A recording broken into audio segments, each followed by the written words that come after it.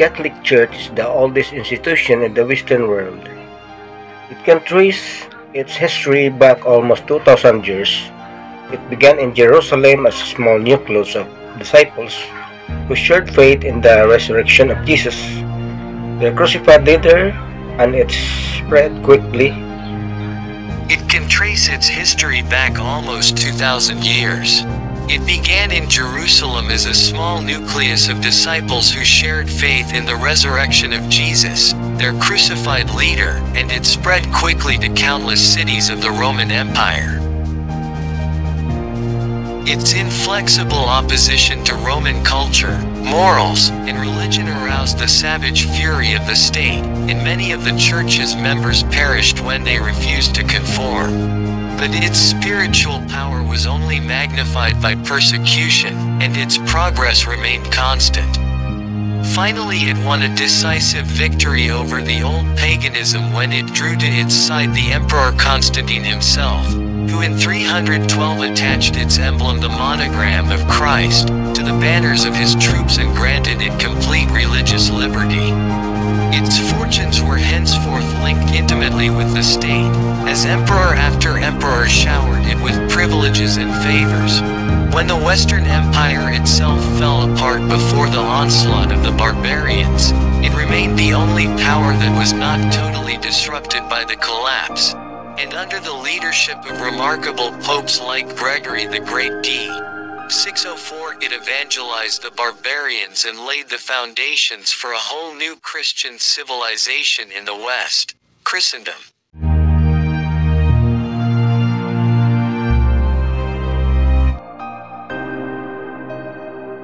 Have you ever wondered how a faith that began as a small Jewish sect in the 1st century became the world's largest religion? It's a story that spans over 2,000 years, filled with remarkable characters, dramatic conflicts, and profound transformations. This is the history of Christianity. Our story begins in the 1st century in the Roman province of Judea with the life and ministry of Jesus. From these humble beginnings, Christianity emerged initially as a Jewish sect. However, as the faith evolved, it began to diverge from Judaism over significant doctrinal differences. Despite occasional persecution in the Roman Empire, the faith spread and became established by the 3rd century. Yet it wasn't until the Roman Emperor Constantine issued the Edict of Milan in 313 that Christian worship was legalized. Constantine I also called the First Ecumenical Council to resolve doctrinal disputes, marking a significant turning point in the history of Christianity. However, the unity of the Christian faith would not last. Eastern and Western Christianity began to diverge, culminating in the East-West Schism of 1054. This split was a watershed moment, resulting in two distinct branches of Christianity: the Eastern Orthodox Church and the Roman Catholic Church. The 16th century brought another major shift in the Christian landscape with the Protestant Reformation. Led by figures such as Martin Luther and John Calvin, the Reformation challenged the authority of the Catholic Church and led to the creation of numerous Protestant denominations. Fast forward to the 21st century, Christianity has become the world's largest religion, with over 2 billion followers worldwide. The growth of Christianity has shifted from the West to the East, and from the North to the global South, reflecting the dynamic and evolving nature of this faith. So, to summarize, Christianity originated in the 1st century with the ministry of Jesus. It diverged from Judaism, spread throughout the Roman Empire, and was legalized in the 3rd century. The East-West Schism of 1054 resulted in the split between Eastern and Western Christianity. The Protestant Reformation in the 16th century further diversified Christianity, and today it is the world's largest religion. This is just a brief overview of the rich and complex history of Christianity. From its humble beginnings to its global reach today, it's a story of faith, perseverance, and transformation. A story that continues to unfold and shape the world around us. Have you ever wondered about the mystery shrouding the true cross and nails of Jesus? The fragments of history, faith, and tradition that bind these relics are as intriguing as they are profound. In the early 4th century, a woman named Helena embarked on a pilgrimage to the Holy Land. This was no ordinary journey. Helena conducted excavations at various sites, including Golgotha or Calvary, traditionally believed to be the site of Jesus' crucifixion and burial. During these excavations, Helena uncovered not one, not two, but 3 crosses. But which of these crosses was the true cross of Jesus? To solve this riddle, Helena turned to a sick woman. As this woman touched the 3rd cross, she was miraculously healed. This divine intervention signposted that the 3rd cross was indeed the true cross of Jesus. But the story doesn't end there. Helena also found nails buried near the cross. Tradition holds that these were the very nails used in the crucifixion of Jesus. Their association with the cross and the belief that they played a part in the crucifixion identified them as the true nails of Jesus. Now, it's important to clarify that the authenticity of these relics is a matter of faith and tradition. But over time, the veneration of the cross and nails as sacred relics has grown within the Christian tradition, underscoring the power of belief and the value of symbols in faith.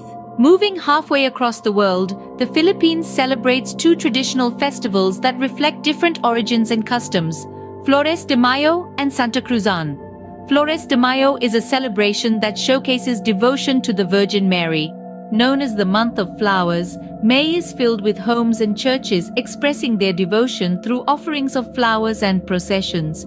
It's a time of prayer, singing hymns to Mary, and showing respect and love for her as the mother of Christians. On the other hand, Santakruzan is a celebration that portrays characters and events from Christian history, particularly Helena's search for the true cross of Jesus. It concludes Flores de Mayo with a magnificent parade of queens, princesses, and various characters representing significant individuals and events from the Bible and Christian history, all dressed in grand costumes and crowns. The origins of Santakruzan can be traced back to the arrival of the Spanish in the Philippines and the spread of Christianity. Over time, it has become a popular celebration in provinces and towns across the country, uniting local traditions with Christian faith. In summary, the Flores de Mayo and Santakruzan are distinct celebrations that display devotion and love for the Virgin Mary and Christianity. They continue to honor and showcase Filipino culture and faith, underlining the cultural significance of these events. In the Santakruzan, the queens or sagalas represent important women in Christian history. These include Reina Elena, who embodies Saint Helena, the mother of Emperor Constantine, and the woman who discovered the true cross and nails of Jesus. Her story, like the story of the true cross and nails, is a testament to the power of faith and the enduring legacy of tradition. Our tale begins with the crucifixion and resurrection of Jesus Christ as handed down by his apostles. From this pivotal point, Christianity began to spread, with many offering their lives for Christ and the church he established. The early Christians faced grave persecution, mainly from the Roman emperors who saw them as a threat. But then, a change of tide arrived with the reign of Emperor Constantine, son of Empress Helena. A fascinating story lies behind the tradition of Santakruzan, which traces its roots to the tale of Constantine, a Roman emperor from the 4th century. It is said that in 312 AD, right before the Battle of Milvian Bridge, Constantine experienced a vision. In this vision, he saw a shining cross in the sky accompanied by the words, "In hoc signo vinces," translating to, "With this sign you will conquer." Inspired by this vision, Constantine had the Chi-Rho monogram, composed of the Greek letters X and P, representing Christos, meaning Christ in English, emblazoned on the shields, horses, and uniforms of his soldiers. This monogram, glowing in the sky, was part of Constantine's vision, along with the words of victory. It served as a symbol of faith and triumph, giving his soldiers confidence, leading them to a miraculous victory at the Milvian Bridge. The Chi-Rho monogram continues to be a symbol of Christianity, signifying faith in Jesus Christ, and is a significant part of Christian symbols worldwide.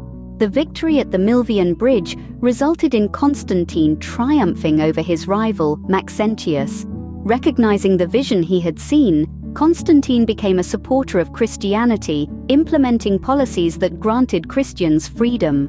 One of Constantine's most notable actions was the issuance of the Edict of Milan in 313 AD. Through this edict, Constantine declared religious freedom and allowed the practice of Christian rituals and worship. To address disputes and conflicts within Christianity, Constantine ordered the Council of Nicaea in 325 AD. This council ratified the Nicene Creed, a statement of Christian faith that contains key doctrines and beliefs of the Christian Church. Furthermore, Constantine established Christian churches throughout the Roman Empire. His establishment of these churches paved the way for Christianity to become the dominant religion in the empire. The Santakruzan, a traditional celebration in the Philippines, showcases characters and events from Christian history, including the story of Constantine and his recognition of Christianity. Remember, these details and stories are based on tradition and historical accounts. So there you have it, a condensed journey through the history of Christianity. We have seen its humble beginnings, the trials, the triumphs, and the role of key figures like Emperor Constantine. Christianity's evolution is a testament to the enduring power of faith. Its history is marked by resilience, sacrifice, and the constant quest for understanding and unity in faith. A story that continues to unfold, shaping lives and societies even today.